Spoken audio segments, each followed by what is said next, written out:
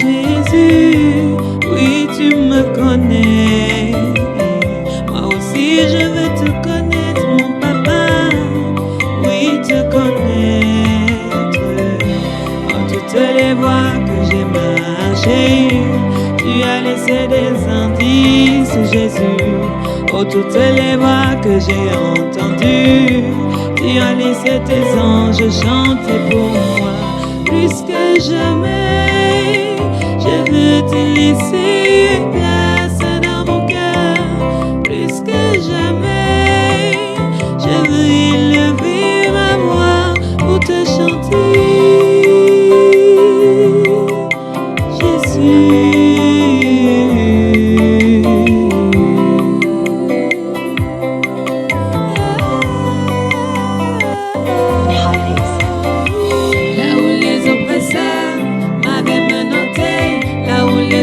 Ils ont cadenassé, là où les langues ont parlé, médit sur moi, sur mes faits et gestes et même sur mes choix. Toi tu es venu pour me libérer. Tu m'as secouru hier, aujourd'hui, encore demain. Je ne cesserai jamais de te chanter, assise debout à genoux.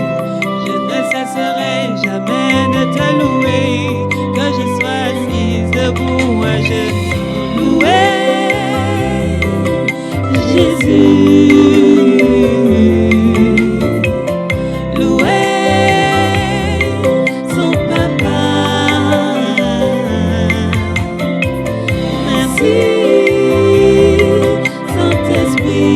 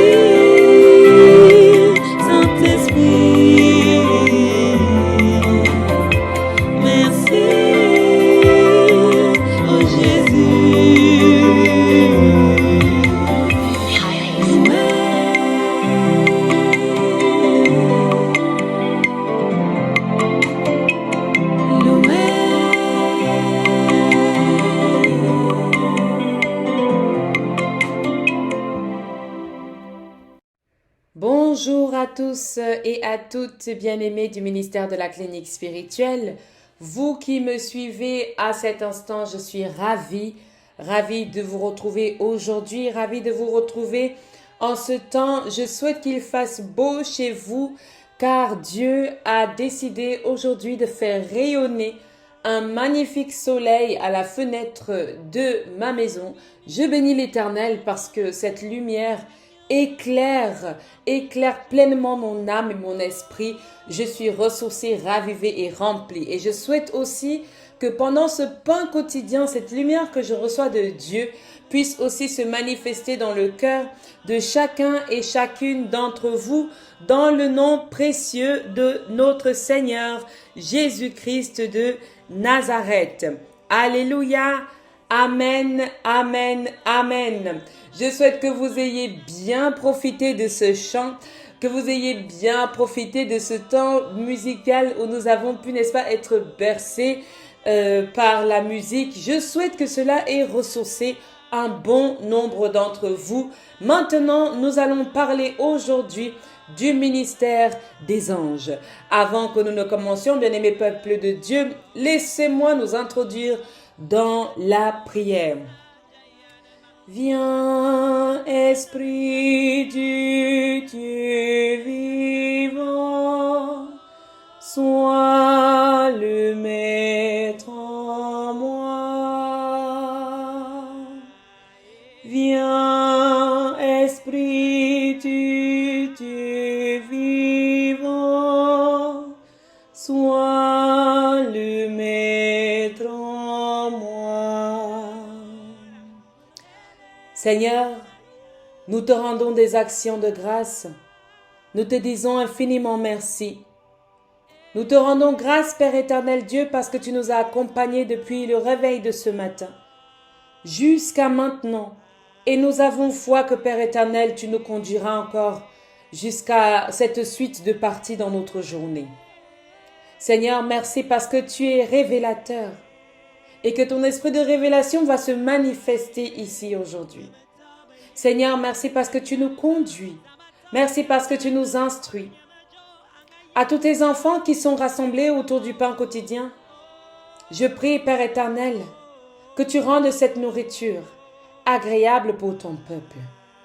Qu'ils la mangent et qu'ils soient rassasiés. Qu'ils reçoivent ta parole dans le nom de Jésus-Christ.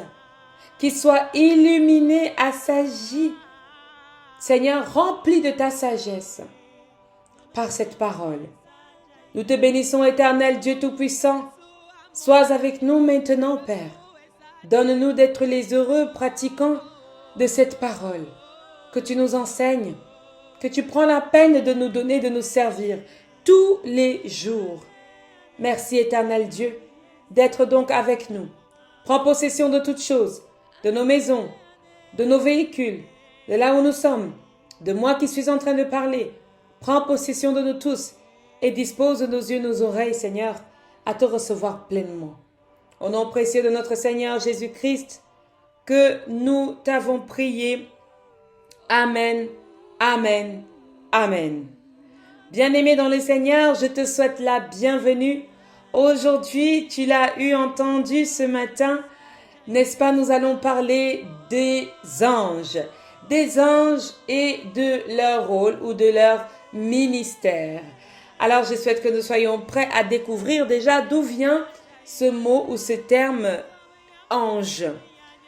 Eh bien, commençons directement. Je souhaite que nous soyons tous installés, n'est-ce pas? Que ceux qui n'ont pas de place, prenez place. Nous allons commencer. Nous parlons des anges. Ange nous vient du mot grec qui est dit donc à l'origine angelos. Et que veut dire par angelos? Angelos signifie messager ou envoyé.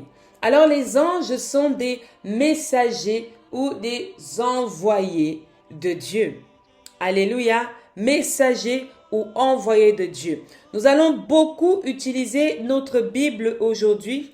Je ne sais pas si c'est possible pour vous. Si vous en avez une, si vous n'en avez pas une, procurez-vous une Bible pour que nous puissions travailler pleinement. Amen. Alors, il est connu d'un certain nombre de personnes qu'il existe 72 anges. N'est-ce pas? Il est connu de plusieurs personnes qu'il existe 72 anges. Alors, nous allons déjà d'abord parler de ces 72 anges qui existent parce que bon nombre de domaines dans la vie travaillent sur la spiritualité et travaillent également sur la hiérarchie céleste, la hiérarchie divine, n'est-ce pas? Et dans ces différents travaux que nous pouvons rencontrer, il est dit que les anges, n'est-ce pas, ont des vertus, des pouvoirs divins. Et ces anges existent au nombre de 72 qui exprimeraient les 72 facettes du Créateur. Alors maintenant, ça, c'est ce que les écrits nous disent, ceux qui travaillent dans le domaine spirituel. Mais dans la Bible, bien-aimés dans le Seigneur, autre chose nous est dit. Alors, nous allons d'abord ouvrir nos Bibles dans Matthieu, chapitre 26, verset 53. Pendant que certains sont en train de chercher Matthieu, chapitre 26, verset 53, je veux dire ceci, c'est que nous avons entendu que les recherches des personnes qui sont attraits à travailler dans la chose spirituelle nous disent qu'il y a environ 72 anges. Alors, ces 72 anges viendraient des 72 facettes du Créateur. Amen. Alors, nous sommes dans Matthieu, chapitre 26, verset 53. Que dit la Bible sur ce nombre d'anges qui existent. Je lis, « Penses-tu que je ne puisse pas invoquer mon Père, qui me donnerait à l'instant plus de 12 légions d'anges ?»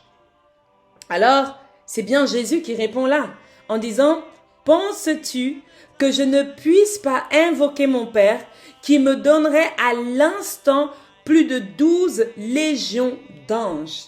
C'est bien que ce nombre de 72 n'est pas le nombre exact de l'existence des anges, du nombre d'anges qui peut exister dans la Bible. Les anges sont extrêmement, très nombreux. Les anges sont plus nombreux que ce que nous connaissons ou ce que nous pensons connaître. Une légion est environ 6000. Et quand on parle donc de 12 légions, je vous laisse faire 6000 fois 12, bien-aimés dans le Seigneur. Par ailleurs, l'Écriture mentionne la multitude de l'armée céleste. Est-ce que nous pouvons aller dans Luc chapitre 2, verset 13? Il est écrit, « Et soudain, il se joignit à l'ange une multitude de l'armée céleste, louant Dieu et disant, nous allons continuer, n'est-ce pas, au verset suivant, louant Dieu et disant, gloire à Dieu dans les lieux très hauts et paix sur la terre parmi les hommes qu'il agrée. » C'est pour dire qu'en fait, bien-aimés dans le Seigneur, il n'y a pas non seulement 72 anges, 6 anges, 4 anges. C'est pas parce qu'on cite beaucoup un ange qu'il est le seul qui existe. Alléluia. La Bible mentionne un certain nombre d'anges, mais il nous fait comprendre que l'armée céleste contient plus que ce que nous ne connaissons. Il s'agit des myriades et des myriades d'anges. Allons ensemble dans Hébreux chapitre 12, verset 22.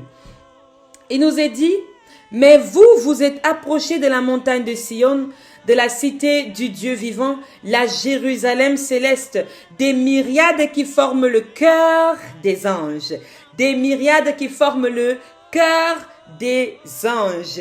Bien-aimés dans le Seigneur, nous sommes en l'instant en train de parler du nombre d'anges qui peut exister autour de nous. Bien-aimés, il y a autant d'anges qu'autant de personnes sur la terre. Si ce n'est plus d'anges que de personnes sur la terre. Alléluia. Alléluia.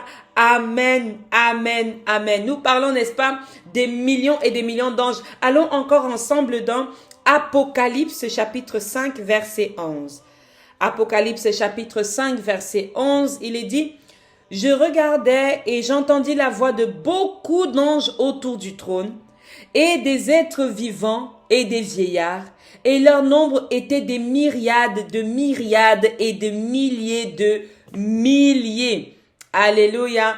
Bien-aimés dans le Seigneur, vous comprenez avec moi que rien que le nombre d'anges, n'est-ce pas, dépasse notre connaissance, et bien même que les différentes institutions spirituelles ou les différents dons, n'est-ce pas, spirituels qu'on peut avoir dans le monde, parce que chacun bien sûr a son don, les 72 anges ne sont que les 72 peut-être que nous connaissons. Alléluia.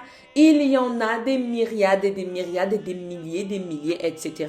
Et je vais aussi vous parler de ces 72 anges qui sont connus des hommes, pour que peut-être lorsque quelqu'un est en train d'écouter cette prédication, il sache avec quel ange il travaille. Daniel nous parle encore de ce même nombre d'anges en disant 10 000 millions. Nous sommes dans Daniel chapitre 7, chapitre 7 verset 10. Daniel dit, « Un fleuve de feu coulait et sortait devant lui. 1000 milliers le servaient et 10 000 millions se tenaient en sa présence. Les juges s'assirent et les livres furent ouverts. » Alléluia. Voilà un regard bien clair de la vision de Daniel. Il nous confirme que les anges sont plus nombreux que ce que nous pensons. Une particularité de ces anges-là, bien-aimés dans le Seigneur, je nous envoie. Nous allons beaucoup ouvrir la Bible aujourd'hui parce que c'est notre instrument principal de travail. Et celui qui n'a pas de marque ou bien de feutre, qui prenne un crayon et que maintenant les passages que nous allons partager ensemble soient des passages que tu peux revenir dessus. Parce que quand on a des combats spirituels, bien-aimés dans le Seigneur, quand l'ennemi veut nous attaquer et que nous savons que nous avons en nous l'armée céleste, il suffit de lire ou de dire pendant que nous sommes attaqués, j'invoque l'armée céleste dans Luc chapitre 2 verset 13. J'invoque l'armée céleste de Dieu. J'invoque les 12 légions d'anges de Dieu afin qu'ils viennent se manifester et défendre ma vie. Pourquoi est-ce que tu peux appeler les anges bien-aimés dans le Seigneur? Je t'en parlerai tout à l'heure. Mais nous allons dans Matthieu chapitre 22, nous avons dit ensemble verset 30. Matthieu chapitre 22 verset 30, il dit « Car à la résurrection, les hommes ne prendront point de femmes, ni les femmes de mari, mais ils seront comme les anges de Dieu dans le ciel. » C'est une particularité, comme je le disais. La particularité des anges, c'est que ceux-ci ne se reproduisent pas. Ils ne sont ni femmes ni hommes dans le sens où ils vont être ensemble pour donner naissance à un autre ange. Non, c'est pas cette population-là, c'est Dieu qui forme ces anges et ces anges ne se reproduisent pas. Et nous avons donc cette confirmation dans Matthieu 22, verset combien? On a dit verset 30. Alléluia. Est-ce qu'il y a des hommes et des femmes attentives lorsque nous parlons du ministère des anges et leur rôle? Nous allons aussi comprendre pourquoi ces anges peuvent prendre place ou peuvent s'asseoir dans cette salle d'audience. Amen. Alors, quelle est l'origine des anges? N'est-ce pas? Quelle est l'origine des anges? Eh bien, l'origine des anges nous est confirmée dans Colossiens, me semble-t-il, Colossiens chapitre 1, verset 16. Car il dit, en lui ont été créées toutes choses qui sont dans les cieux et sur la terre, les choses visibles et les choses invisibles, trône, dignité, domination, autorité, tout a été créé par lui et pour lui. Les anges sont de Dieu et pour Dieu. Premièrement d'abord, les anges sont de Dieu et pour Dieu. Alléluia. Il y a encore le psaume. Il y a encore le psaume 148.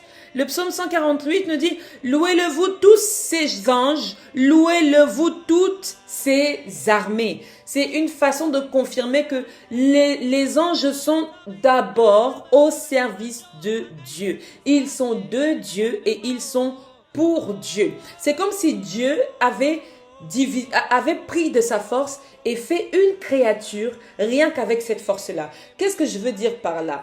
Dieu a pris peut-être son côté de guérison, n'est-ce pas?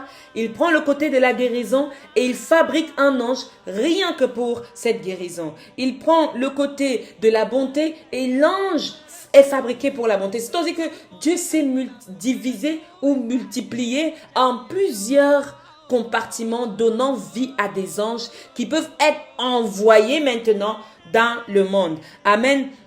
Et à cause de cela, souvent appelés fils de Dieu. Ces anges sont appelés enfants de Dieu, parce qu'ils font partie de Dieu, ils ont été créés de Dieu, ce sont des mini-dieux, ce sont des parts de Dieu. Et nous allons partager ensemble une autre parole.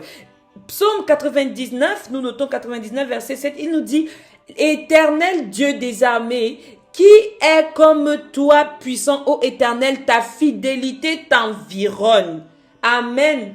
Ta fidélité t'environne. Donc, ils sont souvent appelés fils de Dieu. Pourquoi? Parce qu'ils sont aussi fidèles. Ils sont aussi près de nous que Dieu est près de nous. Ce sont des parties de Dieu envoyées pour la vie, la sauvegarde de son peuple. Encore dans Job chapitre 1, n'est-ce pas, au verset 6, on peut, particulièrement au verset 6, mais vous pouvez lire ensemble Job chapitre 1, il dit « Or, les fils de Dieu vinrent un jour se présenter devant l'Éternel, et Satan vint aussi au milieu d'eux. Vous pensez que ces fils de Dieu-là, c'est qui? Alléluia. Quand on dit dans Job chapitre 1 verset 10, là où la complication de Job va commencer. Parce que c'est au chapitre 1, Job ne perd pas son temps pour exprimer toute une histoire de contexte. Directement au chapitre 1, on te parle des fils de Dieu. Ces fils de Dieu dont je nous ai parlé, que les anges sont appelés aussi fils de Dieu. Mais pourquoi ils sont appelés fils de Dieu? Pourquoi? Parce que ce sont en fait des parties de Dieu qui viennent rencontrer Dieu. C'est comme un enfant. Quand tu accouches un enfant, l'enfant va prendre certains de tes côtés, peut-être même un côté plus particulier que l'autre. Et parfois, l'enfant vient vers toi pour te rendre compte, pour essayer de comprendre certaines choses. L'enfant revient vers toi. Eh bien, les fils de Dieu, les anges donc, sont retournés vers Dieu, n'est-ce pas? Et Satan étant aussi un ange, mais appelé Lucifer.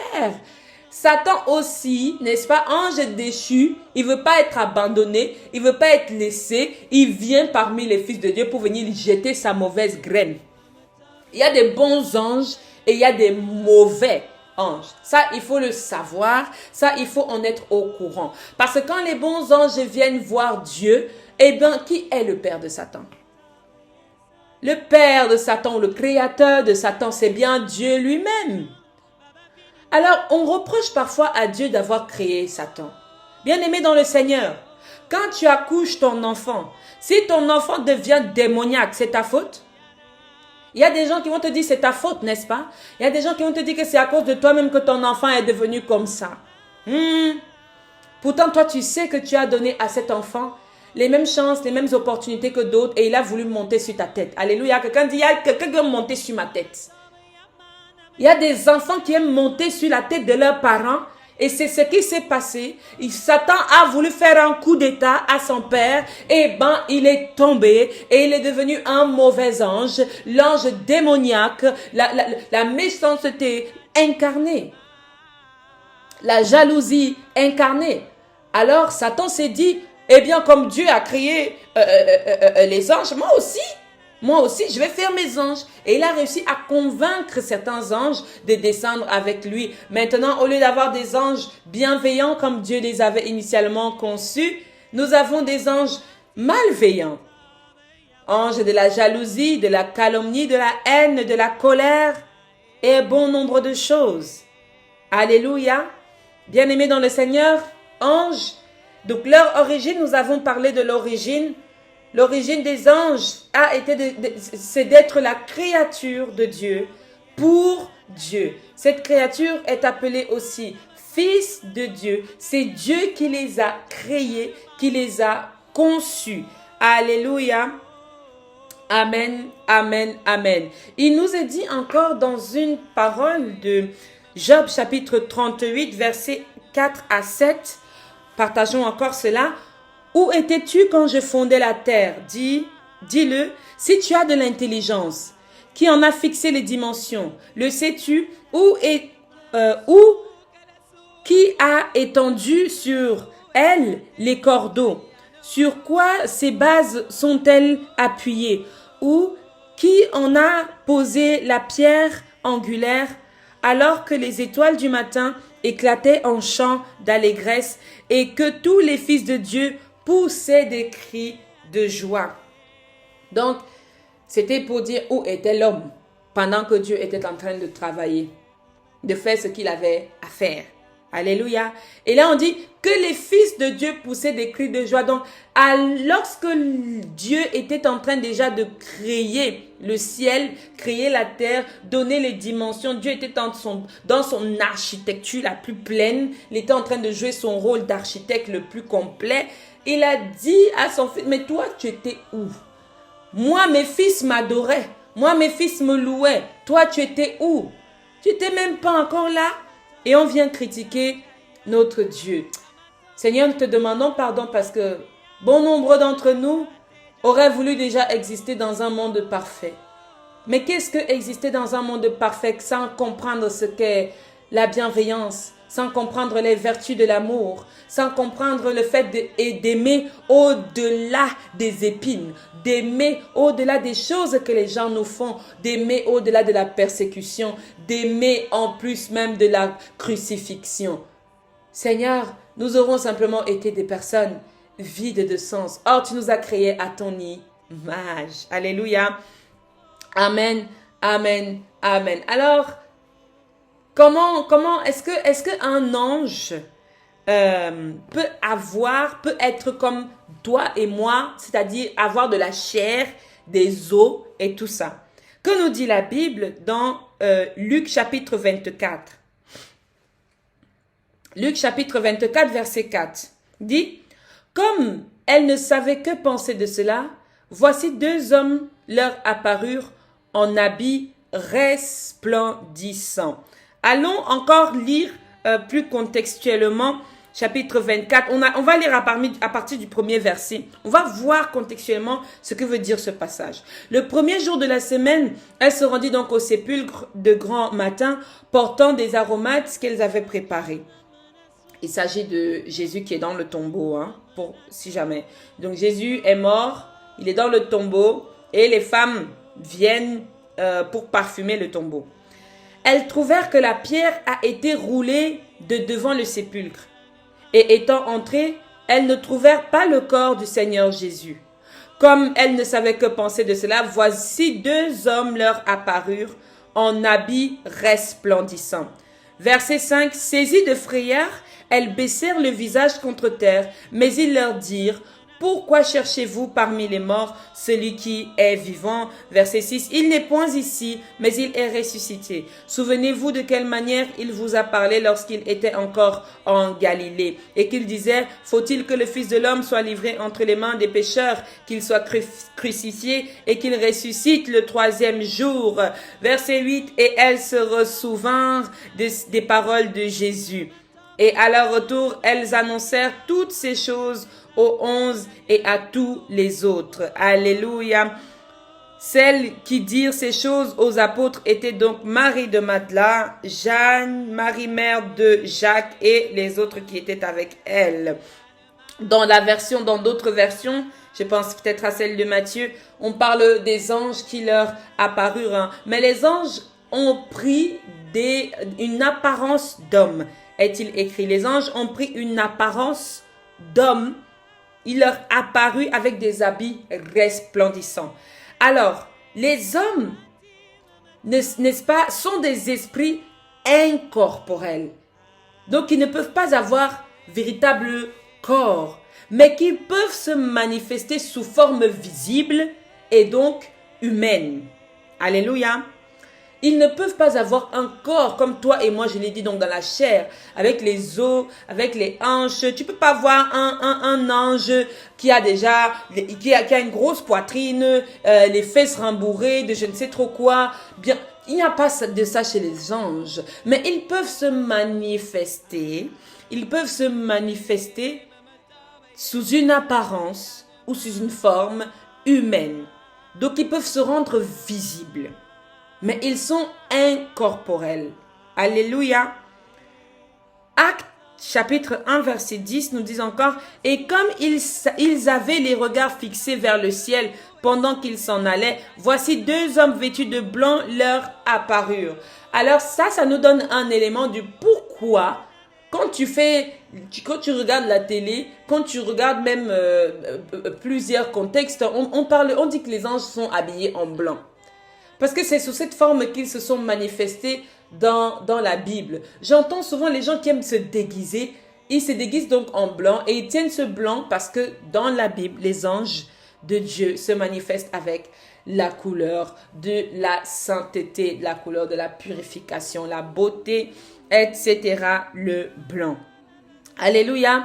Alors, ces anges, n'est-ce pas, ne sont pas d'une nature humaine et donc dans leur physique, ils n'ont pas les mêmes capacités que les hommes. Nous l'aurons compris, les anges ont une capacité et une puissance bien au-delà de ta capacité et de ma capacité. Alléluia. Quelqu'un peut dire avec moi, l'ange a une force au-delà de ma capacité, de ta capacité, de nos capacités, de vos capacités. Amen. Nous pouvons ensemble le vérifier dans le livre de... Allez, allons ensemble dans le psaume 103. Bénissez l'Éternel, vous, ses anges qui êtes puissants en force et qui exécutez ses ordres en obéissant à la voix de sa parole. Alléluia.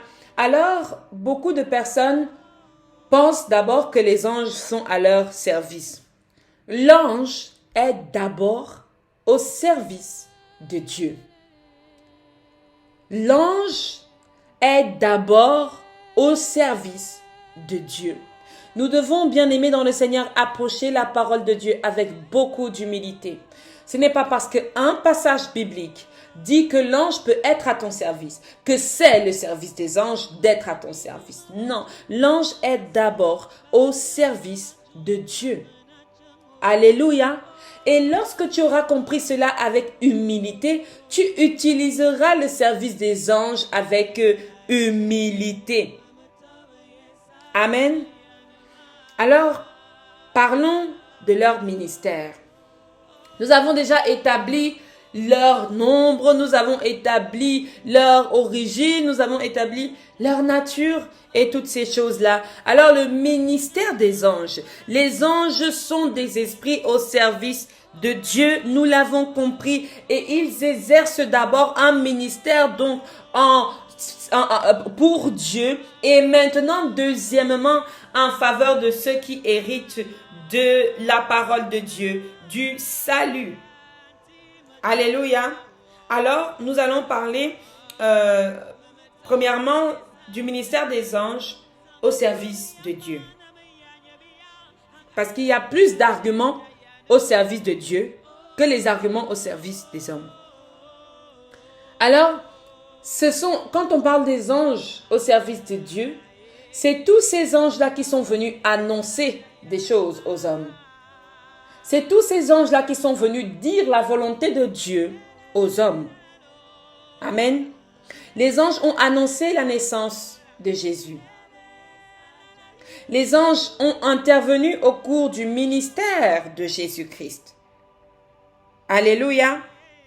Nous allons partager ensemble, essayons ensemble Matthieu chapitre 4, verset 11. Alors, il écrit, « Et voici, des anges vinrent auprès de Jésus et le servèrent. » Amen. Les anges sont venus servir Jésus, Jésus fils de Dieu, ange fils de Dieu. Les anges viennent servir le premier, le boss qui est Jésus-Christ. Jésus-Christ étant donc l'un des composants de la Sainte Trinité, le Père, le Fils et le Saint-Esprit, les anges sont au service de la divinité de la Sainte Trinité, donc de Jésus-Christ. Les anges servent d'abord Dieu. Les anges servent d'abord Jésus. Les anges annoncent Jésus. Les anges précèdent Jésus. Les anges sont aussi après Jésus. Alléluia, ils annoncent l'arrivée de Jésus. Ils ont aussi annoncé le retour de Jésus. Ils accompagnent Jésus. Ils accomplissent les ordres de Dieu. Nous l'avons lu tout à l'heure dans le psaume 103, n'est-ce pas? Et ils exécutent le jugement de Dieu. Allons dans la parole de Apocalypse, chapitre 16, verset 1. Et j'entendis une voix forte qui venait du temple et qui disait aux 7 anges, allez et versez sur la terre les 7 coupes de la colère de Dieu. Bien-aimé dans le Seigneur, toi qui te dis que les anges sont d'abord là pour toi, les anges ne sont pas d'abord là pour toi. Les anges sont d'abord là pour Dieu. Les anges sont d'abord là pour Dieu, pour servir Dieu. Toi qui ne veux pas servir, il y a un ange qui est en train de servir. Toi qui ne veux pas servir, tu penses que Dieu va te courir après pour que tu le loues. Dieu va te courir après pour que tu le serves. Si tu ne le sers pas, bien aimé, sache qu'il y a d'autres qui sont en train de servir. Et ces autres sont des heureux bénéficiaires des grâces de Dieu. Il bénéficie de la grâce de Dieu pendant que toi tu chômes. Tu penses que ton onction est encore là alors que ce n'est plus là. Tu es vide, bien-aimé dans le Seigneur. Tu penses que c'est encore là alors que tu n'es plus là. Pourquoi? Parce que tu ne nourris pas ta relation avec Dieu. Tu nourris ta relation dans la chair. Tu nourris ta relation sociale. Tu nourris ta relation professionnelle. Mais tu ne nourris pas la relation spirituelle que tu as avec Dieu. Le début, le commencement de votre relation est d'abord d'ordre spirituel.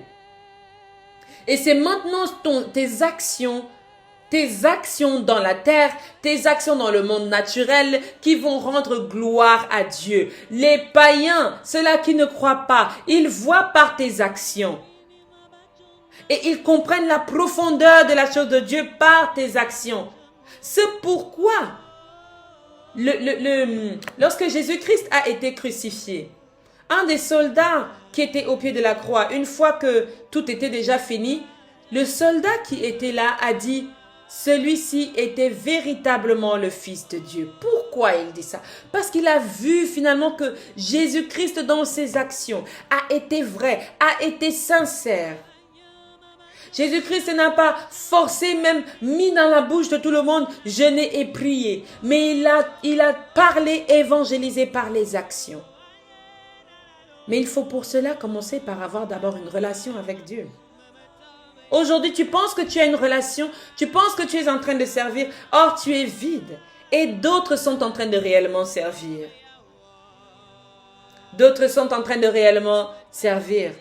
Alors lorsque Dieu tourne sa tête pour regarder de gauche à droite, te chercher, voir où sont les hommes qui le servent, il ne voit personne. Parce que nous sommes plus en train de nous servir nous-mêmes que de servir Dieu. Les anges, le ministère des anges est d'abord au service de Dieu. Ils transmettent les ordres aux hommes de la part de Dieu.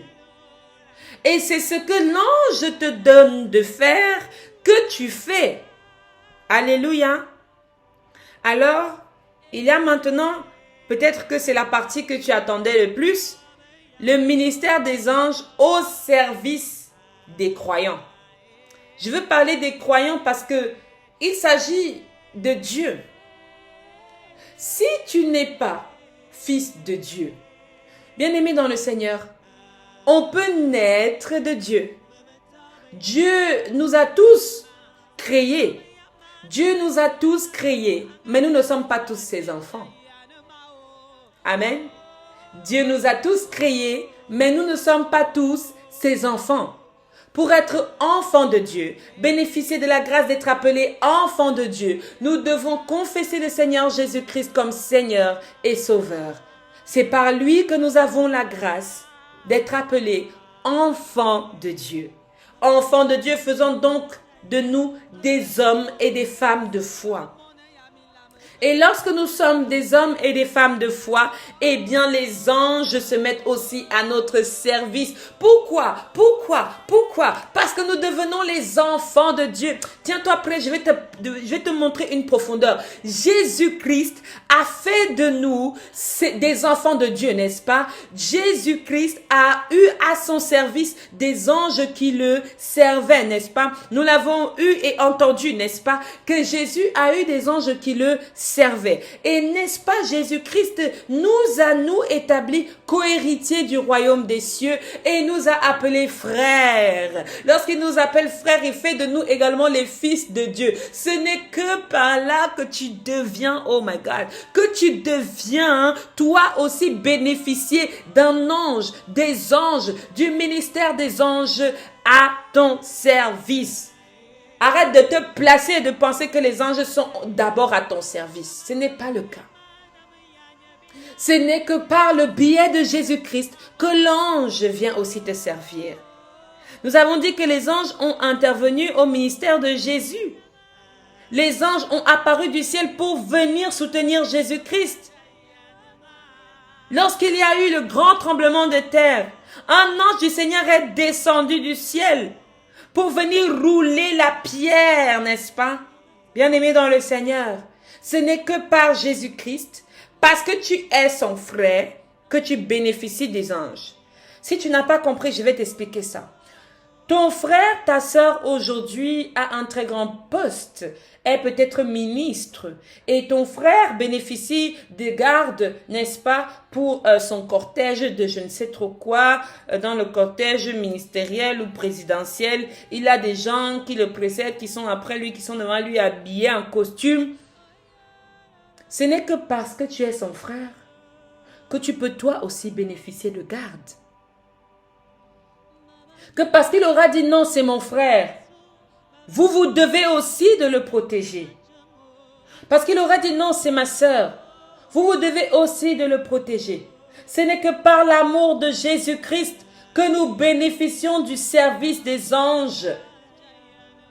Bien-aimé dans le Seigneur, toi qui passes ton temps à commander les anges, toi qui passes ton temps à parler aux anges comme si... Parce qu'il y a des, il y a des fois, quand regardons un peu ça ensemble, cette situation-là qui nous amène un peu à nous détendre. Il y a des fois, quand ton frère qui est ministre ou qui est président t'a déjà donné des anges, au lieu de dire merci et de commencer à utiliser ces personnes avec humilité, amour et bienveillance, tu te places aussi, va là-bas, fais ceci, fais cela, va laver les assiettes, va me nettoyer mes chaussures, Tu penses que le serviteur va te regarder comment? Il va dire dans son cœur, je ne fais ça que pour mon patron. Toi là, ce n'est pas trop ça. Je ne te gère pas. Mais l'ange va se retrouver de faire ça uniquement parce que Jésus est là. Parce que Jésus t'a donné la place. Parce que Jésus a fait de toi son frère. Parce que Jésus a fait de toi sa sœur. Alléluia, alléluia. Bien-aimé dans le Seigneur, toi qui aimes venir commander là où tu ne dois pas commander, tiens-toi tranquille. Ne pense pas qu'ils le font parce que tu commandes. Ils le font parce que c'est Jésus. Nous sommes amis depuis peu de temps. Dès que je te donne un peu la possibilité d'avoir accès à mes serviteurs, mes servantes, bim, tu commences à donner des ordres. Ah, passe-moi ça là-bas, mets-moi mes chaussures là-bas, viens me faire ceci, viens me faire cela. Tu penses que le serviteur le fait pourquoi? Bien-aimé dans le Seigneur, chacun d'entre nous connaît le compartiment où il a mal parlé au serviteur de quelqu'un. Alléluia. Nous devons prendre la chose de Dieu avec beaucoup d'humilité. Nous bénéficions de ces choses-là rien que parce que nous avons été faits à son image. Bien sûr, nous devons être conscients de la puissance que Dieu nous donne lorsqu'il nous fait à son image. Mais nous devons aussi considérer cette puissance avec beaucoup d'humilité. C'est pourquoi David a pu dire, qu'est-ce l'homme pour que tu le regardes, pour que tu te tournes vers lui. Qu'est-ce l'homme? Et que David a pu dire, ne me retire pas ton Esprit Saint. Parce qu'une fois qu'on retire l'Esprit Saint, ben on est vide. On est vide. Alors, on va lire ensemble un roi. Un roi chapitre 19, du verset 5 à 7. Il est écrit, « Il se coucha et s'endormit sous un genêt. Et voici un ange le toucha et lui dit, « Lève-toi, mange. » Il regarda et il y avait à son chevet un gâteau cuit sur des pierres chauffées et une cruche d'eau. Il mangea et but, se recoucha. L'ange de l'Éternel vint une seconde fois, le toucha et dit, « Lève-toi, mange, car le chemin est trop long pour toi. » Alléluia, bien-aimé dans le Seigneur. De qui est-ce qu'il s'agit ici? Il s'agit de notre merveilleux prophète, Élie. Élie qui était menacé de mort par Jézabel. C'est-à-dire que le roi Achab rapporta à Jézabel tout ce que Élie avait fait. Et cette femme a dit clairement à Élie que je vais te faire mourir par l'épée. Que je vais te faire mourir. Il dit, regardez dans le verset 2 de ce même chapitre 19. Jézabel envoya un messager à Élie pour lui dire que les dieux me traitent dans toute leur rigueur si demain, à cette heure, je ne fais pas de ta vie ce que tu as fait de la vie de chacun d'eux. Donc, cette dame-là avait décidé de finir avec Élie et Élie a fui. Bien-aimés dans le Seigneur, vous pensez qu'il y a certains hommes de Dieu qui ne comprennent pas qu'il faut parfois fuir, parfois quitter. Et je le dis souvent, même Jésus-Christ a fui au bout d'un moment. Il s'est éloigné au bout d'un moment. Pourquoi pas toi? Quand tu vois le danger, tu commences à ôter les épaules. Bla bla bla bla bla bla bla. Bien-aimé dans le Seigneur. Élie avait Dieu. Élie a fait mourir les prophètes de Baal. Et Jézabel a dit à Élie que demain à la même heure, j'ai fini avec toi. Élie a fui. Il y a des moments, quand tu vois ton ennemi là, tu fuis un peu aussi. Hein? Tu fuis un peu, tu vas te cacher. Et maintenant, voici, l'ange a été envoyé à Élie. Dire à Élie de manger. Dire à Élie de manger. Donc les anges peuvent également nous assister dans nos besoins physiques. Les anges peuvent nous garder, les anges peuvent nous soutenir. Nous allons parler des autres anges, il me semble dans les jours à venir, si ce n'est demain. Nous allons parler de tout ce qui est archange, séraphin, chérubin, le jour des archanges. Alléluia. Amen. Alors, les anges sont inférieurs à Christ comme nous avons pu le définir. Et ils ont été créés par lui aussi et pour lui. Parce que nous avons dans la parole de Jean que le Seigneur Jésus-Christ était déjà là à la création du monde. Donc, ils ont été créés par et pour Dieu et son Fils, le Seigneur Jésus-Christ. Et maintenant, les anges sont supérieurs à l'homme. Sont supérieurs à l'homme et sont inférieurs aux hommes et femmes de foi. Je sais qu'il y en a qui ont su sauter. Les anges sont supérieurs à l'homme. Parce que la puissance d'un ange, tu ne peux pas l'égaler, tu ne peux pas l'imiter, tu ne peux pas la contenir. Car il s'agit d'une partie de Dieu manifestée en un ange. Mais les anges, je l'ai expliqué tantôt tout à l'heure pourquoi les anges maintenant sont au service des hommes et des femmes de foi. Ce n'est que par le biais de Jésus-Christ. Alors, il est dit dans Hébreux chapitre 2, verset 5, « En effet, ce n'est pas à des anges que Dieu a soumis le monde à venir dont nous parlons. » Donc le monde à venir n'est pas soumis à des anges. Alors, nous régnons avec Christ. Nous régnons avec Christ. Ça veut dire que le monde est soumis pas à Dieu et nous régnons. Donc le monde nous est soumis aussi. Nous régnons et nous pouvons dominer. Ce n'est que par le biais du Christ. Toi qui n'as pas Christ et qui dit que Christ aujourd'hui c'est un ministère, non, maintenant le ministère qu'il faut c'est le ministère du Saint-Esprit. Bien-aimé dans le Seigneur, ça peut être un don. Mais toi qui mets Christ de côté aujourd'hui dans ta vie, les vertus de Jésus-Christ, c'est par ces vertus-là que les anges sont soumis à toi. Lorsque tu traites mal un ange, tu vas demander à l'ange, j'invoque les anges et les archanges de venir me déblayer cette situation. Ils se plaignent de toi devant Dieu. Hein?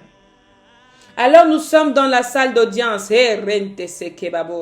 Nous sommes dans la salle d'audience. Tu vas venir réclamer quelque chose aujourd'hui. Avec quel ton est-ce que tu parles aux anges pour que les anges disent à leur Dieu, non, cette femme nous a toujours bien traités. Avec quel ton est-ce que tu parles au Fils de Dieu pour qu'il puisse te défendre aujourd'hui. Bien-aimé dans le Seigneur, tu es face à toi-même. Et si tu sais que lorsque tu utilises les anges, que tu utilises leur pouvoir et leur puissance, que tu utilises ça mal, tu vis une vie de débauche, tu vis une vie de prostitution, et puis tu viens prier, tu pries et puis tu appelles les anges. Bien-aimé dans le Seigneur, il y a quelque chose qui ne va pas. Quand tu es maintenant dans cette salle d'audience, tu penses que les anges te regardent comment? Reflètes-tu la lumière?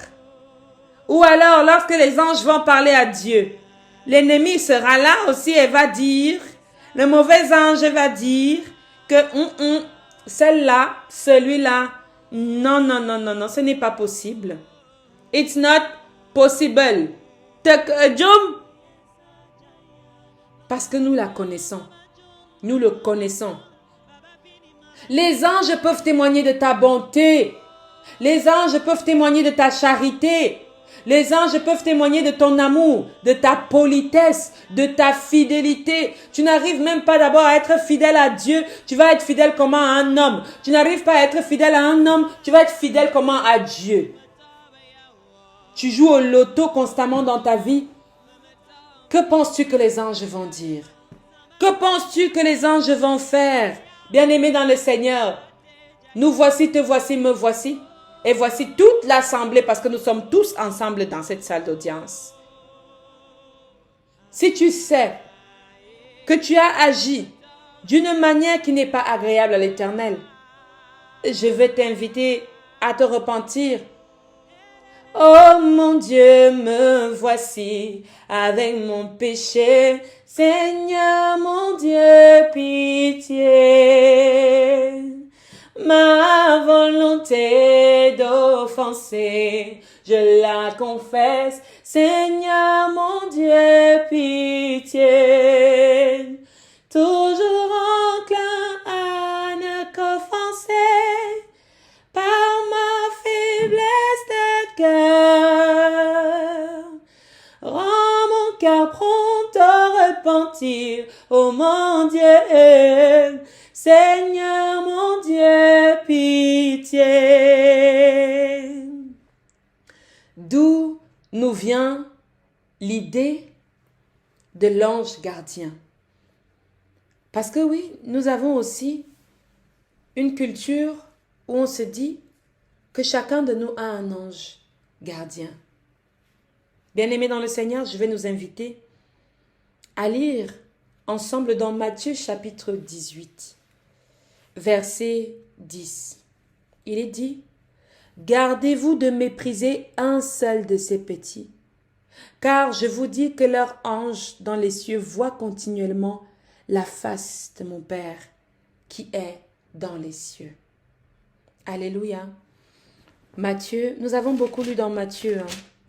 Matthieu chapitre 18, je vais le relire pour nous au verset 10. Il est écrit, « Gardez-vous de mépriser un seul de ces petits. » Je lis dans la version de Louis II. « Car je vous dis que leur ange dans les cieux voit continuellement la face de mon Père qui est dans les cieux. » Voici, toi qui méprisais peut-être les gens avant d'entrer dans ce jeûne des 40 jours du ministère de la clinique spirituelle, toi qui parlais aux gens de façon mauvaise, garde-toi de mépriser. Parce que les anges gardiens, mon ange gardien, est en train de regarder et il communique à Dieu ce que tu es en train de penser dans ton cœur. Bien-aimés dans le Seigneur, revenons à des bons sentiments les uns envers les autres pour que l'Éternel Dieu nous fasse grâce. Alléluia. Pratiquons le bien. Pratiquons l'amour. Faisons des bonnes choses. Amen. Je vais rapidement nous faire part de cette liste de certains anges qui peuvent vous être utiles. L'ange appelé Géliel, l'ange de la relation, Vehuia, l'ange de la volonté, Sitaël, l'ange de la construction, Élémia, pouvoir, Mahashia, rectification, Lahalel, lumière divine. Ashia, patience. Karetel, bénédiction divine. Haziel, amour universel. L'ange Haziel peut dire peut-être quelque chose à quelqu'un. Haladia, seconde chance. Lovia, victoire. Hahaya, refuge. Bien-aimé, il y a bon nombre d'anges qui sont manifestés. Vous pouvez maintenant aller chercher. Je vous laisserai faire ce travail aussi d'aller chercher les anges, les noms des anges, pour que maintenant vous puissiez, n'est-ce pas, allez, travailler avec ces noms et les appeler avec leur nom à eux et pas nos pensées à nous que nous sommes toujours en train de vouloir imposer aux autres. Amen, amen, amen.